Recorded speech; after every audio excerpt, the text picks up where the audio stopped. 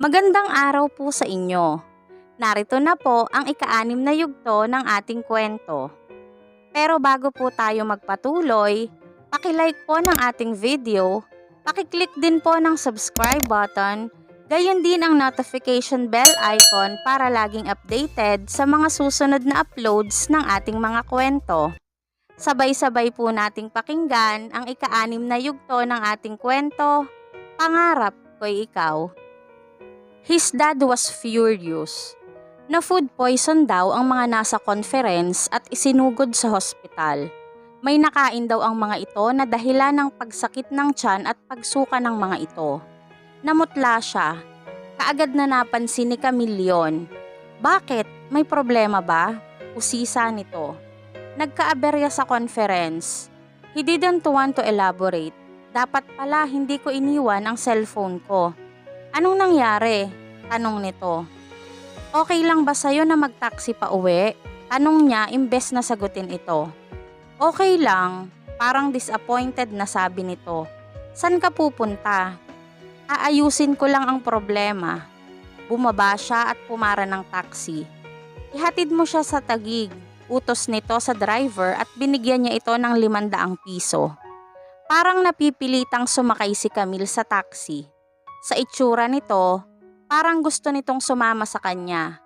Pero hindi naman niya pwedeng isama ito. Tiyak na madadamay ito sa galit ng daddy niya. Kasalanan niya. Kung hindi niya pinahinto si Camille sa pagluluto kanina, hindi sana na food poison ang mga nasa conference. Kung hindi siya biglang nagdesisyon na mamasyal sila sa Star City, wala sanang aberya. Hindi niya pwedeng ibunton kay Camille ang sisi. Hindi niya pwedeng gawing scapegoat ito. Tanging siya lang ang pwedeng sisihin, so he must face the music alone. Kaya pinauwi niya ito. Sayang, it could have been a perfect evening kung wala sanang problema. Ayon sa ibang text messages niya, sa iba't ibang hospital itinakbo ang mga biktima, kaya hindi niya alam kung saang hospital ang uunahin niya. Ang tanging konsolasyon na lang niya, na-discharge ring daw ang iba pagkatapos malapatan ng Pangunang Lunas. Aabangan na lang niya kung ano ang magiging reaksyon ng mga ito.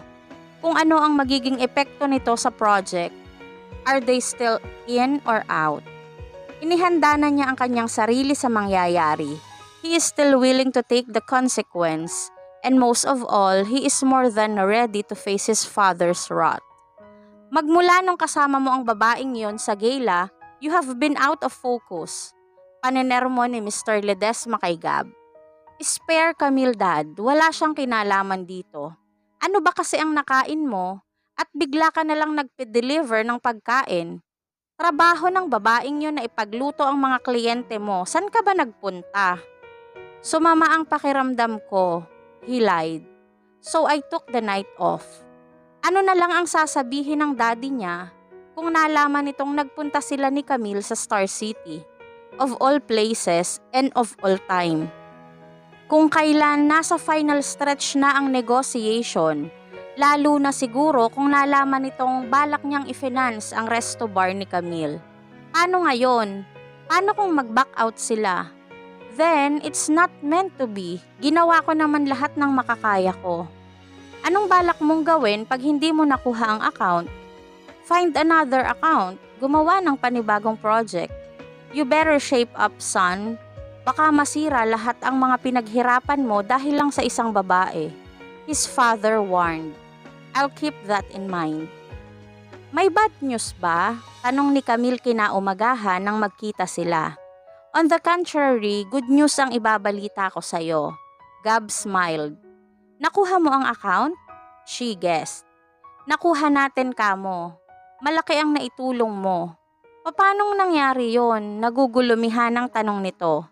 Kagabi lang, sabi mo may problema, tapos ngayon, wala sila. Ganun lang? Hindi ba dapat may celebration dito ngayon? Tayong dalawa ang magse-celebrate. Tapos, humanap na tayo ng pwesto ng magiging resto bar mo. Para siyang nakaramdam ng aftershock ng lindol na tumama sa Negros. Nangatog ang kanyang mga binti. Oh, bakit parang natulala ka na riyan? It's all very sudden. Parang hindi ako makapaniwala. Kahapon lang nagkaaberya.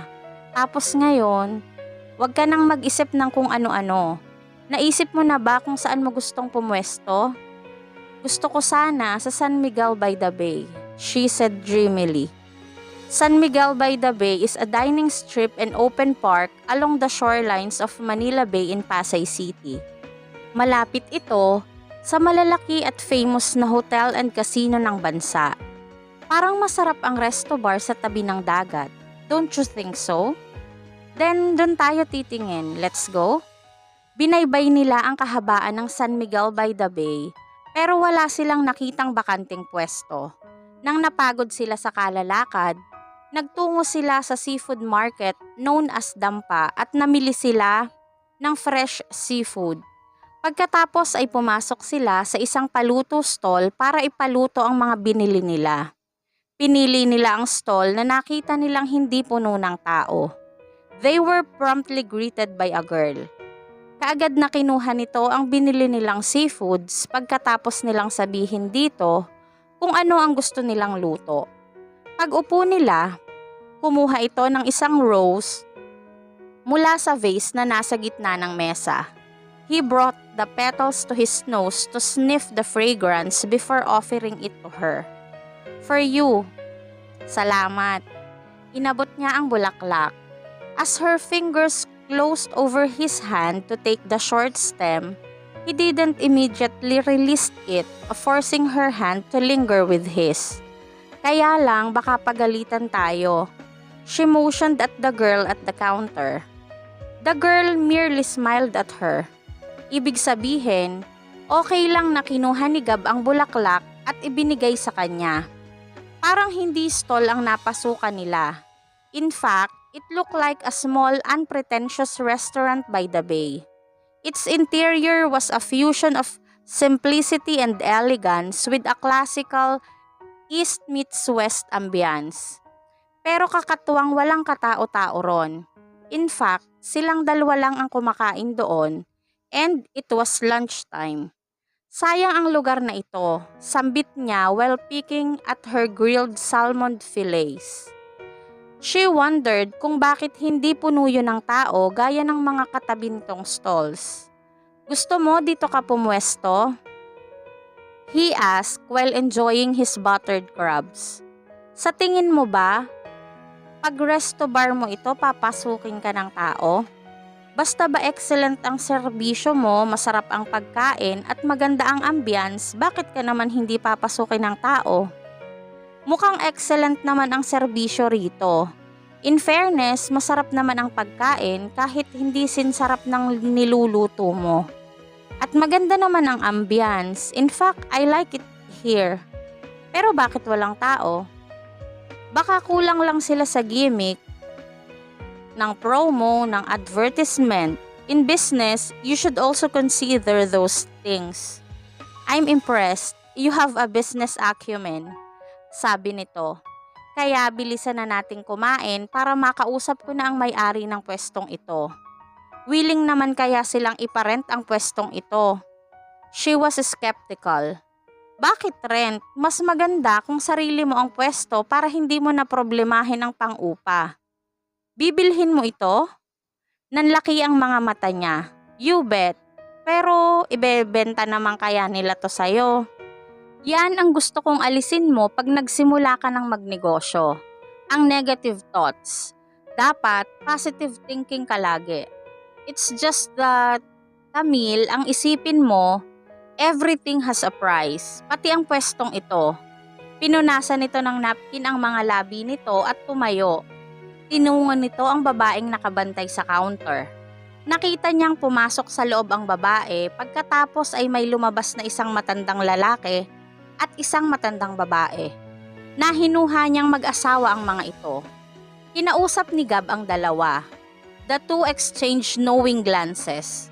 Pagkatapos ay nakita niyang may iniabot na calling card si Gab sa matandang lalaki at bumalik na si Gab sa mesa nila. Nakangiti ito. His smile lit the room. Nakuha mo? She asked, holding her breath for his answer. Hindi pa, pero malaki ang possibility. Binigyan ko sila ng offer na tiyak na hindi nila matatanggihan. Pag-uusapan daw nila mamayang gabi. Kaya bukas, siguradong tatawagan nila ako kaya humanda ka, may resto bar ka na. She was overwhelmed. Tumayo siya at niyakap ito as her happiness bubbled over. Thank you so much. Matagal ko ng pangarap ito. She raised her head to gaze into his eyes, radiant with thrill. She felt Gab catch his breath as he looked down upon her. Then, his lips were on her, soft and gentle like the petals of the flowers he had given her. Teka muna, bulalas niya nang maghiwalay ang pagkakahinang ng kanilang mga labi. Pinapanood nila tayo. Inginuso niya ang mag-asawa. Baka magbago ang isipan nila.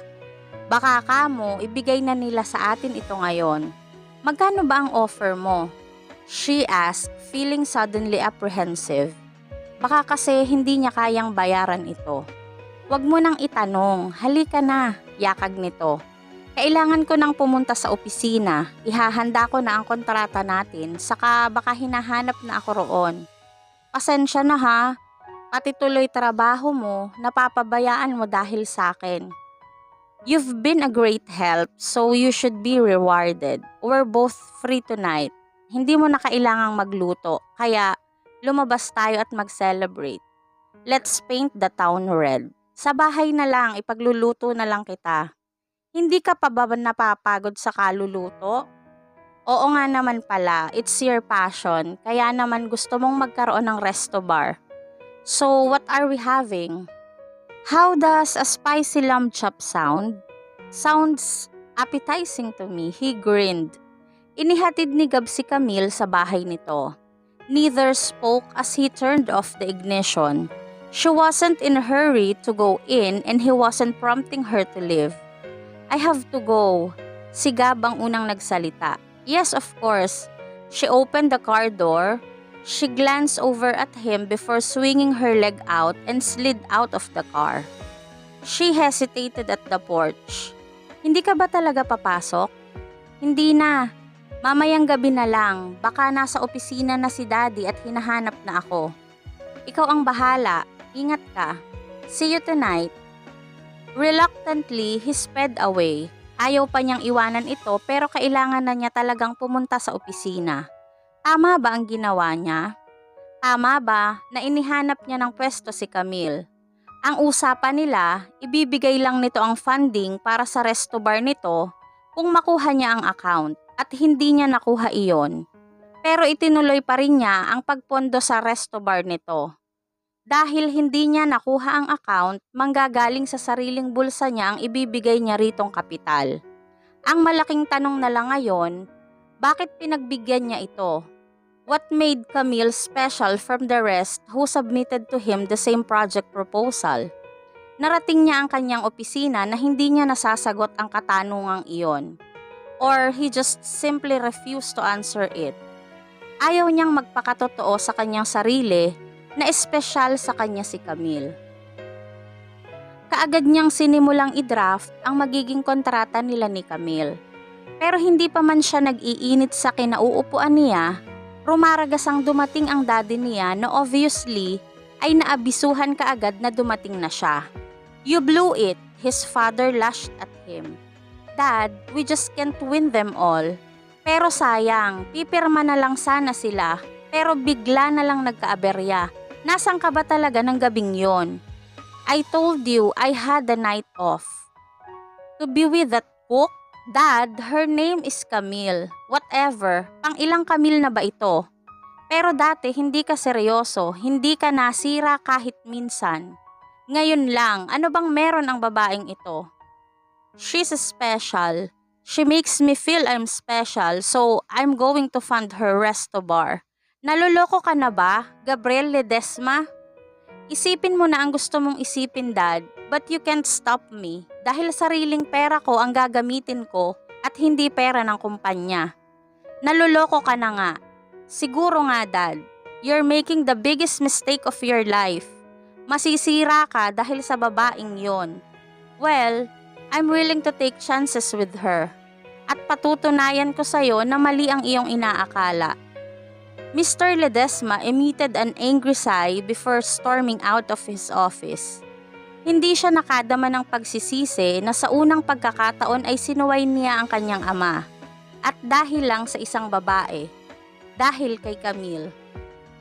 Ipinagpatuloy niya ang kanyang ginagawang kontrata.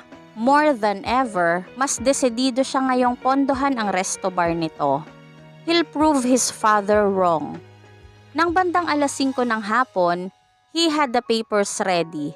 Dadalhin niya ang kontrata mamaya sa bahay ni Camille para mabasa na nito at mapag-aralan. Humming to himself, he straightened his tie before leaving his office. Nakaalis na ba si Daddy? Tanong niya sa receptionist nang naraanan niya ito sa lobby. Yes sir, kanina pa. May kasama siyang babae. The girl informed him. Babae? He echoed. May bagong babae na naman ang daddy niya. Sino na naman yon? Tanong niya. A certain Camille? She casually answered, para siyang nakarinig ng pagsabog ng bomba. Did you say Camille? Yes sir. Kayo nga po ang hinahanap niya kanina, kaso nakita siya ni Mr. Ledesma. Ayun, kinausap niya tapos lumabas na sila. His jaw locked. I'm sorry sir, tatawagan ko talaga kayo kanina, kaso sabi ni Mr. Ledesma, siya na lang ang bahala kay Miss Camille. Halos paliparinigab ang kotse papunta sa bahay ni Camille. Nakauwi na kaya ito o kausap pa ito ng daddy niya? He had this feeling na hindi maganda ang pag-uusap ng dalawa. Dahil sa traffic, gabi na nang narating niya ang bahay nito. Kaagad siyang bumaba sa kotse at pumatok sa pinto. Nakabibinging katahimikan ang sumagot sa kanya. He knocked at the door again and sa wakas ay nagbukas ito ng pinto. Tahimik lang si Camille. She looked glum and her silence was killing him. At mas ikinatakot niya yon. Kaysa kung nabungaran niya itong galit o nagsisisigaw o nagmumura. Wala siyang naramdamang init ng pagsalubong. Ni hindi nito inalis ang pagkakahawak nito sa doorknob. She didn't step aside to let him in. Ibig sabihin, hindi siya welcome roon. She wasn't pleased to see him. Wala rin siyang naamoy na pagkain. Obviously, hindi ito nagluto. Pero hindi mahalaga sa kanya yon. Hindi ang pagkain ang ipinunta niya roon. Ang mahalaga, magkausap sila at magkaintindihan. Hindi mo man lang ba ako papapasukin? We have to talk. Gusto niyang sabihin dito kung ano ang nararamdaman niya rito. Pero anong sasabihin niya? Ni hindi nga siya sigurado kung ano ang nararamdaman niya. And judging by Camille's forbidden expression, she certainly wouldn't appreciate it if he'd told her anything. Ano kaya ang susunod na mangyayari sa tagpong ating iniwan? Matuloy pa kaya ang pinapangarap na resto bar ni Camille? Ano kaya ang napag-usapan ni Camille at ng daddy ni Gab? Sana po ay samahan ninyo akong muli sa susunod na yugto ng ating kwento. At bago po ako tuluyang magpaalam, nais ko pong mag-iwan ng aking quote of the day. Failure is not the opposite of success. It's part of success. Maraming salamat po sa pakikinig. Hanggang sa muli po, keep safe everyone and God bless.